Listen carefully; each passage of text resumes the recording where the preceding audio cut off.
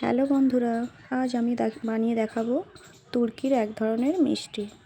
এটা দেখতে ঠিক জিলিপির মতো, কিন্তু এটা তুর্কির এক ধরনের মিষ্টি। দেখুন কতটা ক্রিস্পি এবং খেতেও এটা দারুণ।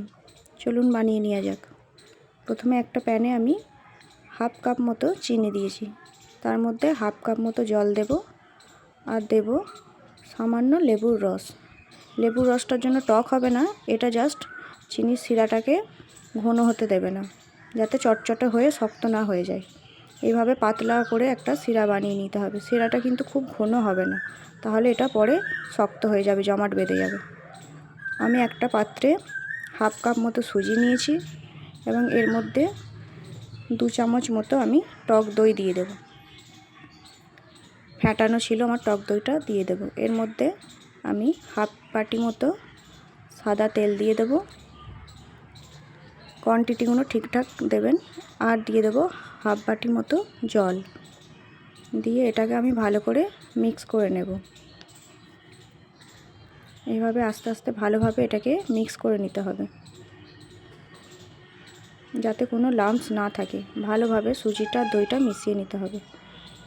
এবার এর মধ্যে আমি আস্তে আস্তে অ্যাড করব 1 কাপ মতো ময়দা।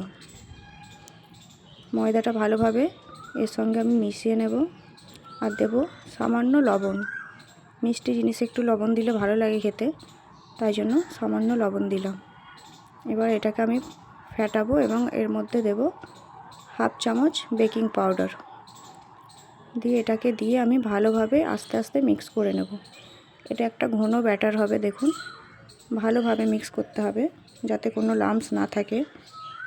এটাকে ভালোভাবে মিক্স করে আমি এটাকে একটা পাইপিং ব্যাগের মধ্যে ভরে নেব। আপনাদের যদি পাইপিং ব্যাগ না থাকে তাহলে আপনারা যে কোনো পলিথিনে করতে পারেন। কোনো ছোট চৌকো প্যাকেটের মধ্যে কোনটা কেটে আপনারা এভাবে করতে পারেন।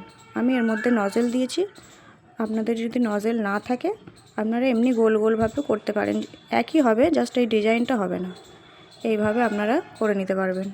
আমার কিন্তু তেলটা একদমই গরম নেই, আমি তেলটা জাস্ট প্যানে বসিয়েছি, তার মধ্যে এরমভাবে জিলিপিগুলো দিয়ে দেবো।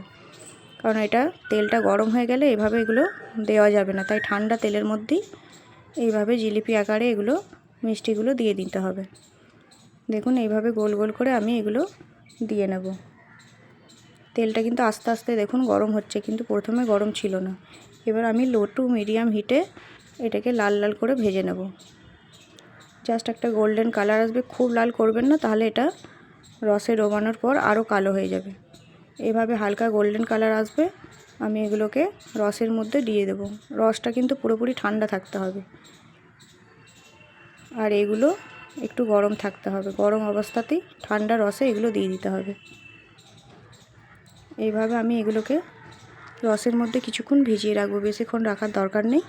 কিছুক্ষণ রাখার পর আমি এগুলো প্লেটে তুলে নেব। দেখুন বন্ধুরা, এগুলো কত সুন্দর দেখতে হয়েছে। এটা খেতেও দারুণ মচমচে এবং অনেকক্ষণ ধরে এটা ক্রিস্পি থাকবে। এই দেখুন আমি একটা ভেঙে দেখাচ্ছি, এটা কত ক্রিস্পি দেখুন। আপনারা চাইলে একবার বাড়িতে এটা ট্রাই করতে পারেন। আর যদি এই রেসিপিটা ভালো লাগে প্লিজ চ্যানেলটিকে সাবস্ক্রাইব করে দেবেন।